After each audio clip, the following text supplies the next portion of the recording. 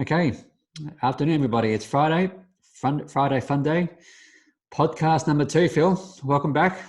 How's the Thanks week very been? much indeed. Yeah, it's been a great week, and was looking forward very much to today, actually. Well, you talked about last week about these the rave of Zoom, I think Zoom beers or Friday Fun Day. So we're going to kick off. You and I, Phil, with a beer. Today is all about having fun. How do Brought one people? along. Yep, good. Well, I think we need to lead by example.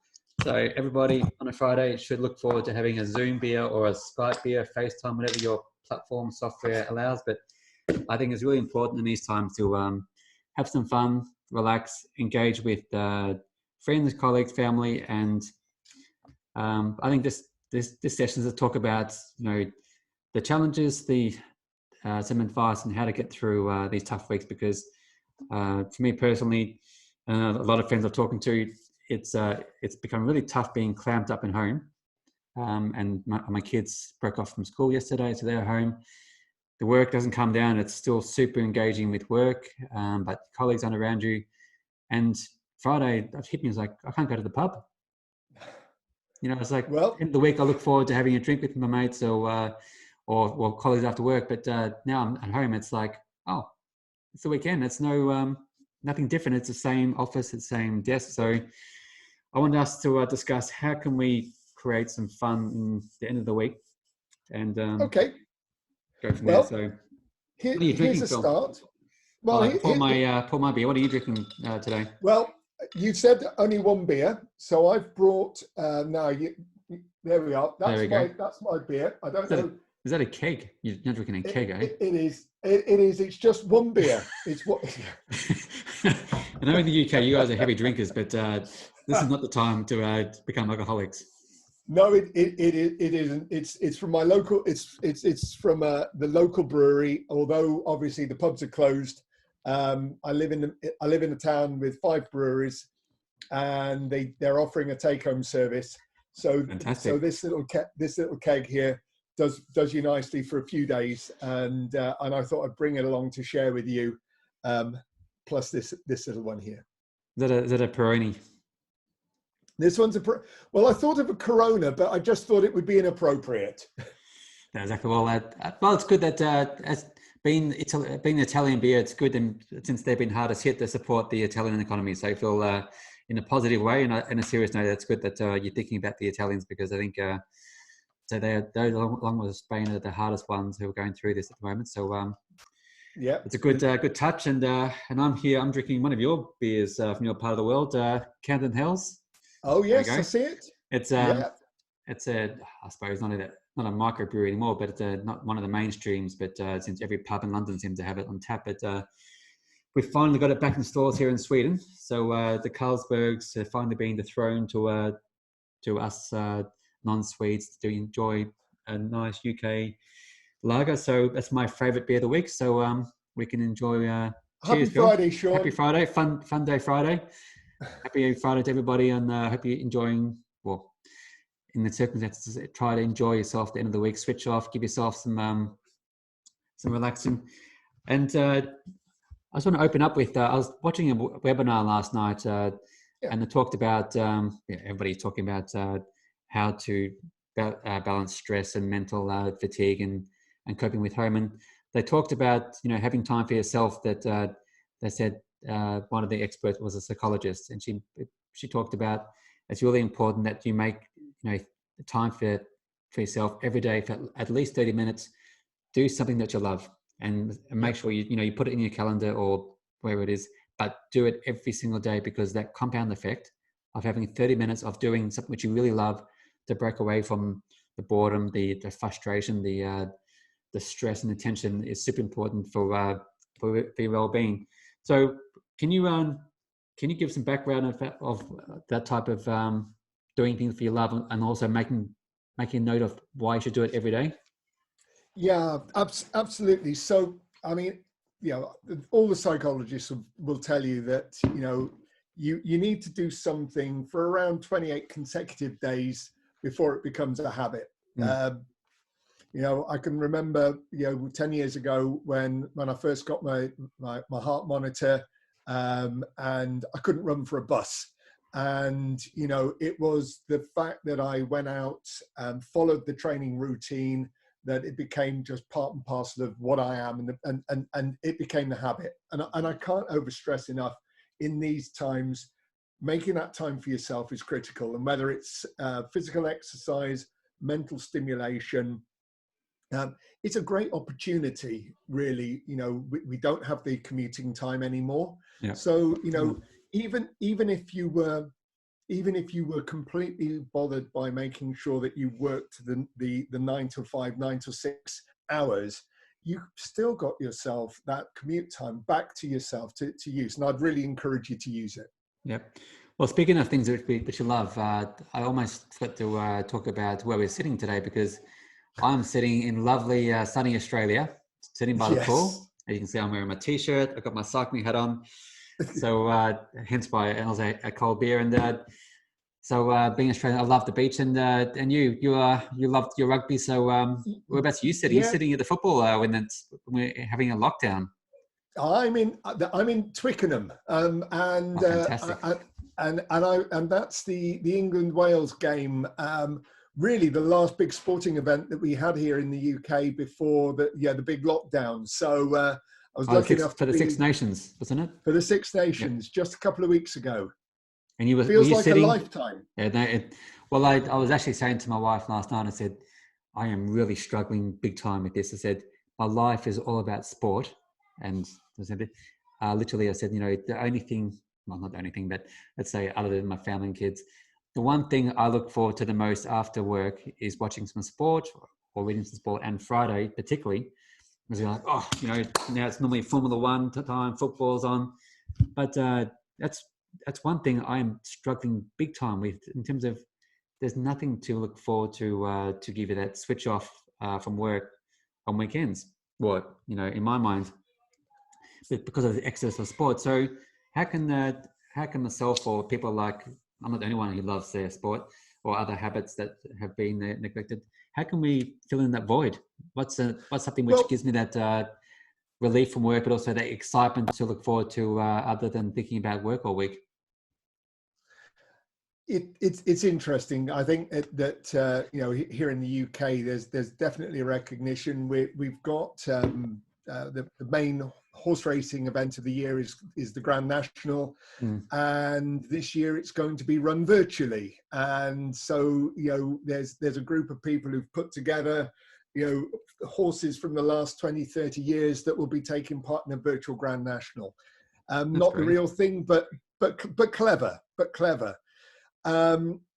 I think if you're interested, I've been delighted to see that a number of our top athletes in the UK have been playing their part. So again, in rugby, Vicky Fleetwood, one of England's rugby players, has been showing us how to do workouts that don't require any equipment. Yeah. And she's a personal trainer when she's not on a rugby pitch. And she's put those exercises out there for us all to actually take part in.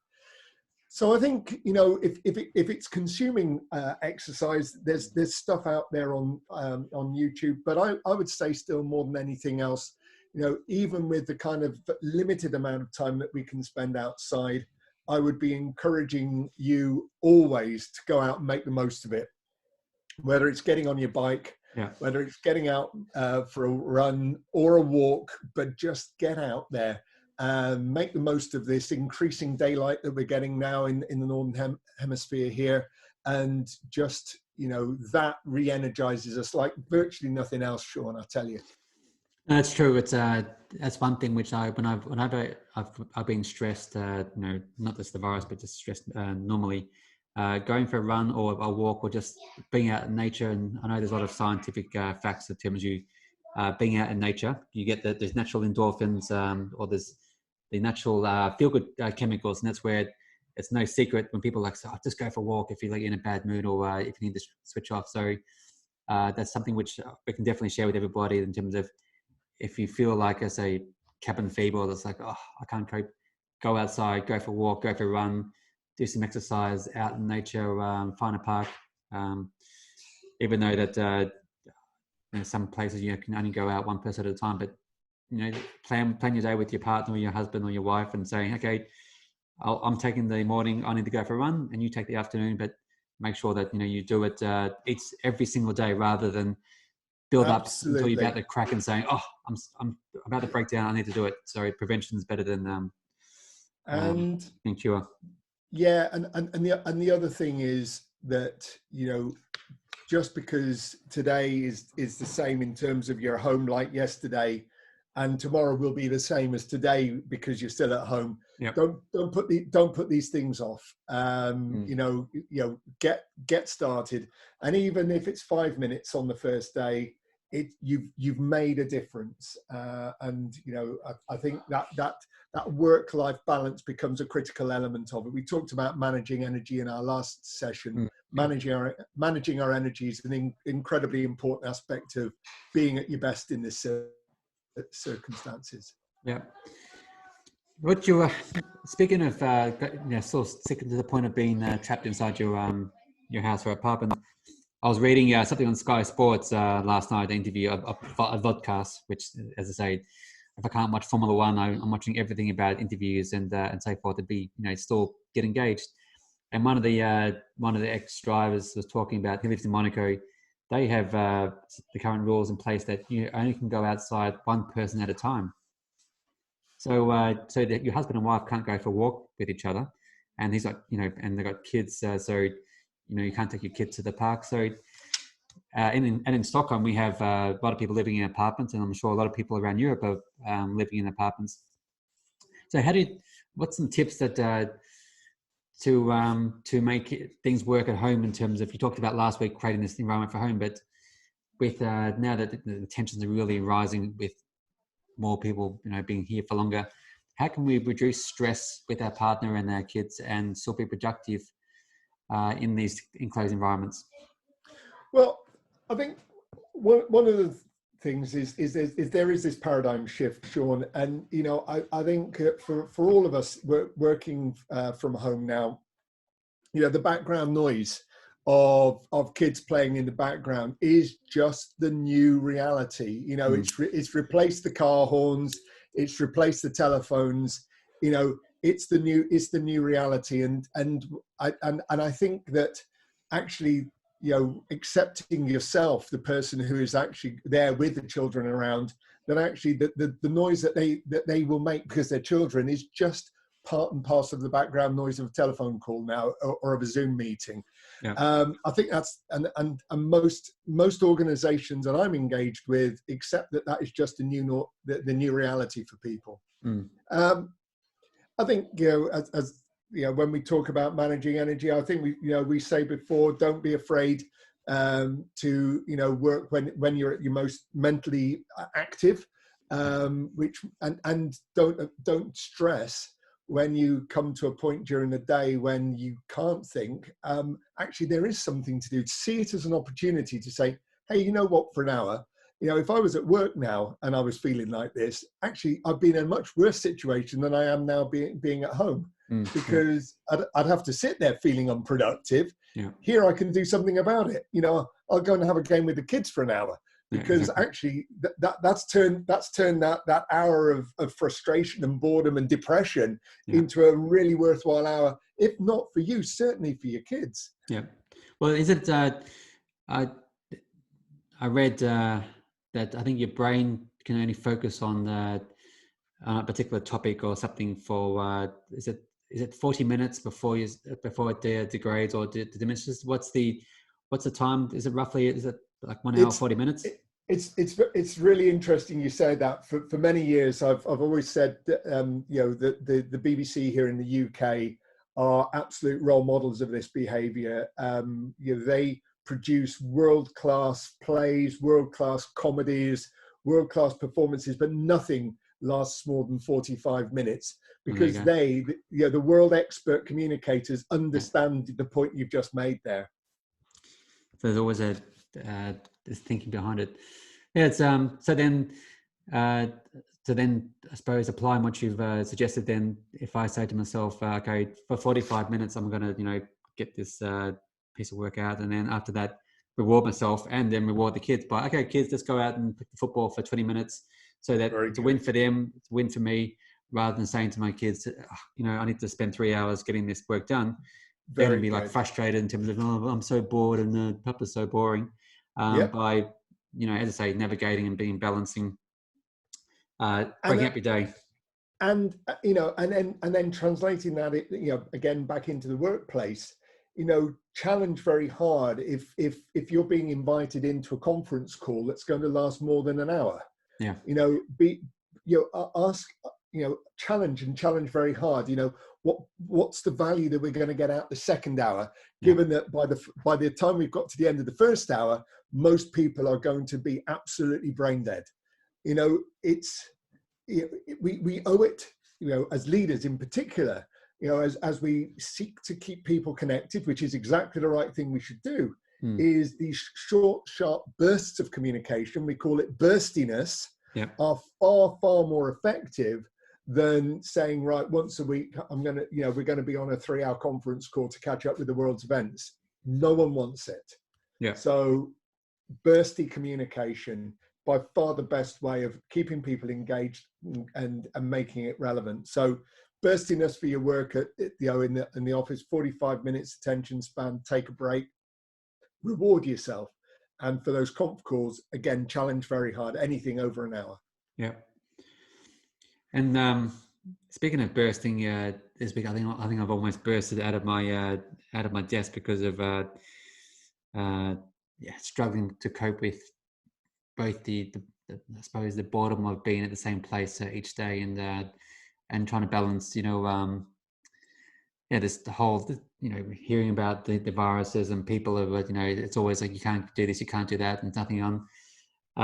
For these Friday fun days, how important is it to, for us guys, we're not very good open up our feelings or saying, how you're coping, but how important is it for us to say, hey, I need help, or if you said to me, like, how you're coping, to be honest and say, well, actually, I'm not coping, and then say that, offering our support in terms of, I can't come around and have a beer, but virtually improvise and saying, let's have a beer and talk it out. Like, what can I do to help? Offer some advice, like as you and I do now. How can us guys get better? Because women are better than that. But in these times, we're not very good. Us guys saying that I'm tough. Works great. Super good. When I'll be surprised if most people are saying that, because I say it's not great. It's tough, and I'm struggling. What can you? What words of wisdom to us guys can you give to us?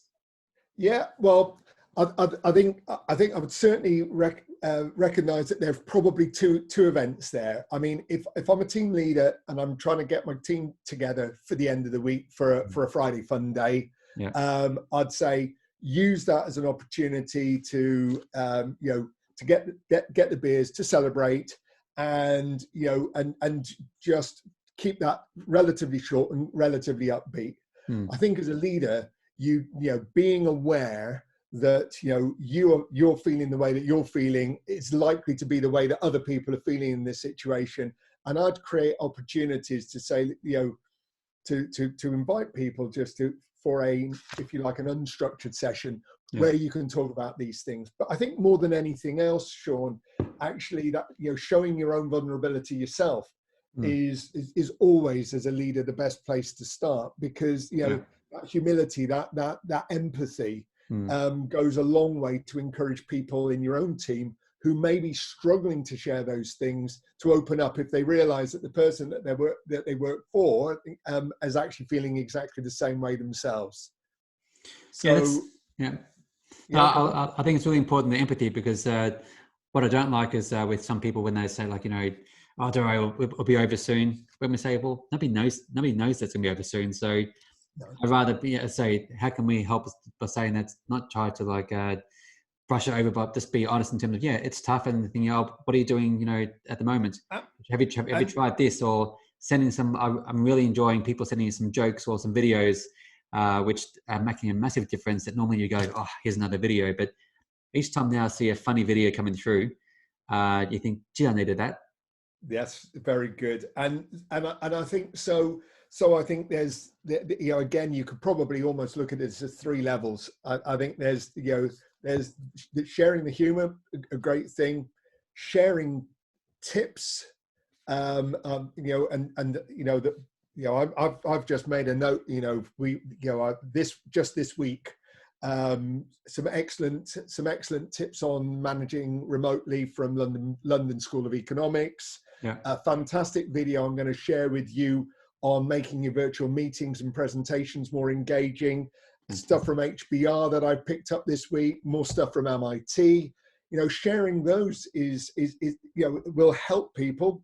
And then the third thing is, again, as I say, the empathy, sharing how you're feeling, and maybe, you know, saying, look, it's okay. So what have we learned about actually coping with this way of working? What have we learned that's made our working from home more effective in the last 5 days? And I think that would be a nice thing to actually get into the habit of doing. Yeah. It's, I think, at the heart of it, and this isn't a criticism of where we are today. This is a criticism of the way we work. We are very good at discussing to death what we do. We're very poor at discussing the process of how we do things. Yeah. And at this point in time, where we are very inexperienced in how we do what we do, actually, I think there's a tremendous value in getting it onto the agenda again. Excellent. Well, that's I like those. I like that everything is in threes because you remember those. So since we're almost coming to our end of the time, so basically, I really like the share the humor, which we all need in these serious times. Share tips and advice, which you're going to do to our listeners, which we'll include in the show notes afterwards for how to get better and how to manage leading from home. And the share empathy, share how our thoughts, our feelings, which is, I know, guys, girls, good or bad, we need to get better at it because I say this is going to get probably tougher.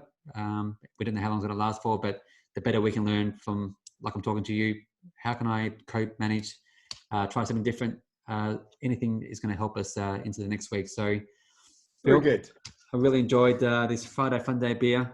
Helped me get through some of my frustrations and sitting by the beach here and you the football. So enjoy your weekend. Thank you very much. You too, Shaun. We'll look forward. Unfortunately, there's no sport to watch, but you can at least look at your poster from previous games, or I'll look at some reruns of some Formula One races and try to look at some of these some new humour tips to send to you for next week. So and then speaking of next week, we have a guest next week. Madeline, who's a manager at Nordea Bank, talking about how is she managing or not managing her teams remotely. So she's going to share some tips regarding and also ask for some advice from you in terms of how can she do better at managing a team remotely. So we look forward to that. So stay safe. It'll be a pleasure. Enjoy your beer, and thanks a lot, and speak to you next week. Thanks a lot. Thanks, Phil. Cheers. Cheers. Bye-bye.